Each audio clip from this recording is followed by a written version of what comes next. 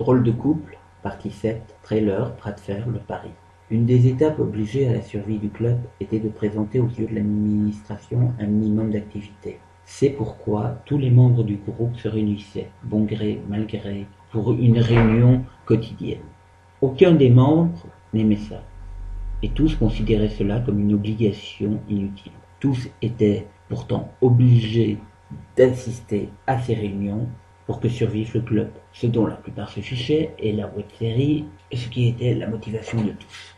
Alors, même si cela ne leur plaisait pas, chacun acceptait de s'y soumettre plus ou moins régulièrement. Natsu aurait bien aimé que ces réunions ne soient pas synonymes de corvée pour ceux qui y assistent. Mais malgré ses efforts, et pourtant ce n'était pas faute de se creuser la tête pour trouver des sujets intéressants sur lesquels débattre, tout cela semblait du temps perdu. Enfin, pas tout à fait quand même. Lucie et Lysiana semblaient avoir compris qu'un minimum de cohésion lui tenait à cœur, et, de fait, avaient décidé de le soutenir.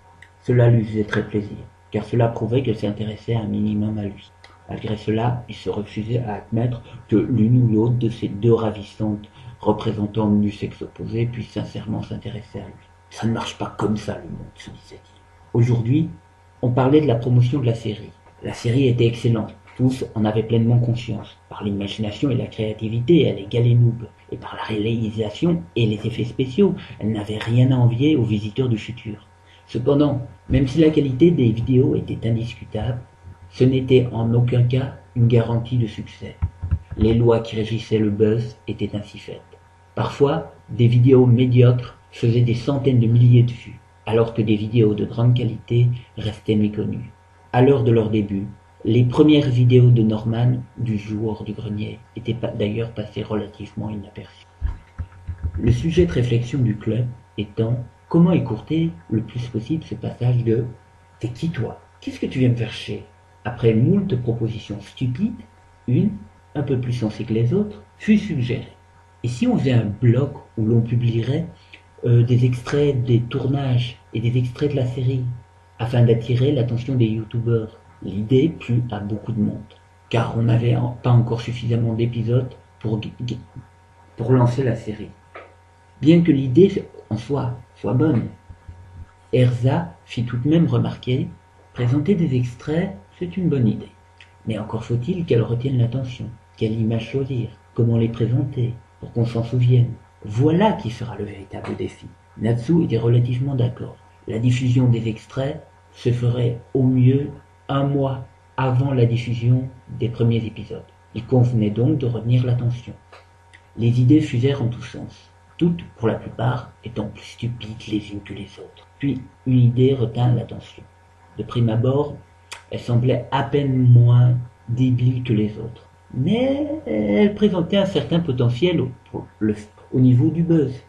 Et si on montrait un bras de fer, suggéra Greg. Tous les regards se tournèrent vers le garçon. Pour le coup, le beau gosse se sentit embarrassé. Il se reprit. Enfin, je dis ça comme ça, mais j'ai cru remarquer que de nombreuses personnes détestant Twilight étaient quand même allées voir le dernier épisode, juste à cause du bras de fer entre Bella et Emmett. Je me disais que cela pourrait marcher aussi pour nous. Erza acquiesça, d'un air pensif. Pourquoi pas, dit-elle. La discussion devint alors très animée. Si tout le monde était tombé d'accord sur le fait que le bras de fer devait avoir lieu entre une fille et un mec, et qu'il devait être coupé avant la fin, tout le monde, en revanche, n'était pas d'accord sur le déroulement du bras de fer. Certains disaient le mec gagne, puis il jette un coup d'œil dans le décolleté de la fille et perd. N'importe quoi, la fille doit gagner parce qu'elle est la plus forte. C'est pas réaliste, t'as vu le look des mecs de Fairy Tail? Même là-dessous, la crevette ressemble à un bodybuilder avec ses foutus effets spéciaux. 10 minutes de conversation plus tard, Erza s'énerva et dit « Écoutez, dit-elle, avec énervement, voilà ce que nous allons faire. Vous allez tous vous mettre par couple de deux, une fille, un garçon, et l'on verra quel est le scénario le plus convaincant. » Tout le monde se rallia à l'opinion de sagesse d'Erza. Étrangement, c'était souvent le cas lorsque la rose s'énervait. D'un autre côté, ce n'était pas pour rien qu'elle était la fille la plus effrayante du club, et peut-être même de toute la fac. Les couples se formèrent donc, se concertèrent, et enfin les bras de fer eurent lieu. L'exercice s'avéra plus difficile qu'il n'y paraissait. Les comédiens en herbe faisaient de belles propositions. Cependant, à tous, on pouvait leur faire le même reproche. Leur affrontement n'était pas du tout crédible. Soit ils s'en faisaient trop, soit pas assez. Lysiana, le menton posé négligemment dans sa main, regardait les affrontements d'un œil critique.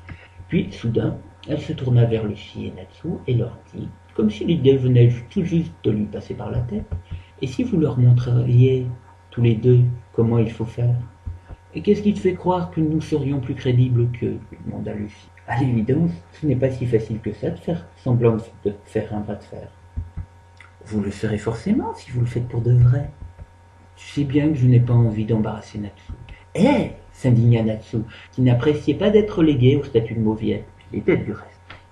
« Ne sois pas si sûr que tu gagnerais un combat à la loyale. » Lucie grimaça, en s'apercevant qu'elle avait écorné la susceptibilité du garçon. Elle tenta de rattraper le coup. « Ce n'est pas ce que je voulais dire.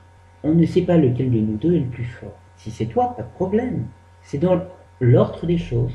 Mais si je te bats, par contre, tu risques d'être embarrassé. Même si tu es un homme, tu ne peux pas totalement exclure cette éventualité.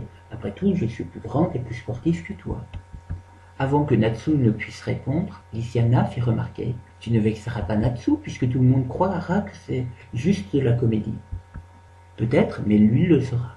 Tu sous-estimes Natsu. Ce genre de choses ne lui pose pas de vrais problèmes. Tant qu'on ne le charrie pas, tout va bien. Lucie poussa un soupir résigné. « Comme tu veux. Tu en penses quoi, toi, Natsu ?» Le garçon parut hésiter, avant de répondre. Son regard passa de la blonde à la fille aux cheveux blancs. Il comprit alors qu'il n'avait pas le choix, et que la question était d'ordre purement rhétorique. « S'il faut en passer par là. » Lucie lui fit un clin d'œil, ce qui ragardit le garçon. Lysiana comprit alors que Lucie laisserait gagner Natsu à la fin, quoi qu'il arrive. Cela ne faisait pas l'affaire de la fille aux cheveux blancs. Elle, ce qu'elle voulait, c'était savoir si Lucie était plus forte que le garçon. Parce que si elle l'était, il se pouvait qu'elle aussi le soit. Ou du moins pourrait-elle le devenir avec un peu d'entraînement. Pouvoir abuser du jeune étudiant était une idée qui ne lui déplaisait pas, loin de là. D'un autre côté, la jeune fille ne voyait pas comment obliger la jolie blonde à se battre pour la victoire. Et pourquoi le ferait-elle, du reste? Elle n'avait absolument rien à y gagner. C'est alors que Lysiana eut le déclic. Voilà la solution. Il fallait rendre la perspective d'une victoire intéressante. « Et si on intéressait un peu la partie ?» demanda Lysiana. « Je ne parie jamais d'argent, prévint la blonde. J'ai un budget trop serré pour cela. Je ne pensais pas à ça, mais plutôt un gage pour Natsu en cas de défaite. » Une lueur d'intérêt s'alluma alors dans le regard de la blonde. « Et quoi, par exemple ? » ?»« Je ne sais pas, un striptease, faire le ménage, ce genre de truc. » La jeune fille sembla réfléchir intensément à la question durant une bonne dizaine de secondes. Quand elle releva la tête, elle arborait un sourire méphistophélès. Natsu, ayant déjà vu ce sourire, sut que ça s'annonçait mal pour lui. « Bien, alors si tu perds, mon petit Natsu, annonça la blonde, tu devras venir chez moi et faire le ménage durant toute une année. » Natsu se remémora le souvenir de l'agression. L'appartement de l'adolescente lui avait semblé bien en ordre. Il n'aurait sans doute pas grand-chose à faire. Il ne revenait pas de s'en sortir à si bon compte. Mais Lucie n'avait pas terminé sa phrase. Elle l'avait juste laissée en suspens. « En tenue d'Adam, bien sûr, » compléta-t-elle. Tu dis en tenue d'Adam, mais je pourrais tout de même garder mes sous-vêtements. » La jolie blonde fit la moue, comme si le jeune étudiant abusait vraiment. « Tu pourrais garder ton slip, mais c'est tout. » Le jeune étudiant avait envie de protester, mais il savait qu'il n'aurait pas gain de cause. De plus, il ne voulait pas attirer l'attention des autres sur leur conversation. « Très bien. Encore une chose, quand je dis que tu viens chez moi, je ne parle pas seulement de faire le ménage, mais de colocation. » Natsu blêmit. Lucie, dit la fille aux cheveux blancs, je sais que tu aimes bien Natsu, mais quand même, tu ne penses pas que c'est un peu tôt pour vivre ensemble? Ne t'en fais pas. Tout ce qui m'intéresse pour l'instant, c'est de voir mon loyer et mes charges diminuer, pour l'instant. Mais je ne suis pas d'accord, moi, protesta l'étudiant. Allons, Natsu, lui lança la jolie blonde. Tu as la trouille de perdre contre une fille de 15 ans? Le machisme n'étant pas à compter au nombre des défauts de l'étudiant, celui-ci répondit « Ouais. » C'est vrai? Eh bien, qu'en gré, les autres vont savoir ça. Elle se tourna vers les autres membres du club. Hé, vous ne devinerez jamais ce que Natsu vient de me dire, commença Lucie. Natsu se jeta sur elle et lui couvrit la bouche pour l'empêcher de parler. Eh, t'es folle ou quoi? Le jeune étudiant remarqua, trop tard, que son étrange comportement venait de lui valoir l'attention de tout le club. Il ne s'en sortirait pas sans un ersatz d'explication. Et comme une seule idée lui vint à l'esprit, sur le moment, il sut qu'il était fichu. Enfin, Lucie, tu ne vas pas leur raconter ça comme ça. Cela tuerait tout le suspense. Vous parlez du bras de fer? Demanda Erza. Oui, je pense que c'est mieux de vous le montrer que de le raconter. Évidemment, c'est d'ailleurs ce que nous faisons depuis 20 minutes.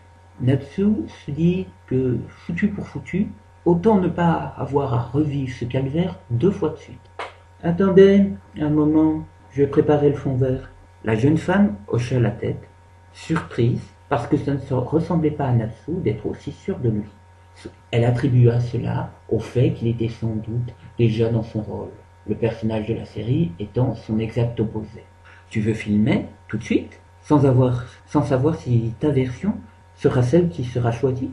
Tu es bien sûr de toi, Natsu. Sans vouloir être méchant ou manquer de respect à mes petits camarades, je le prendrais vraiment mal si ce n'était pas notre interprétation qui était choisie.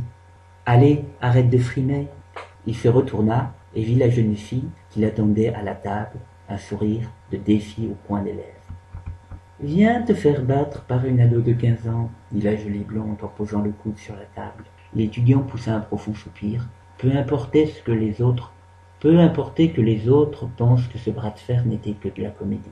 Vu l'enjeu, il ne pouvait se permettre de perdre. Natsu rejoignit la jeune fille à la table, en priant pour être plus fort qu'une fille de 15 ans.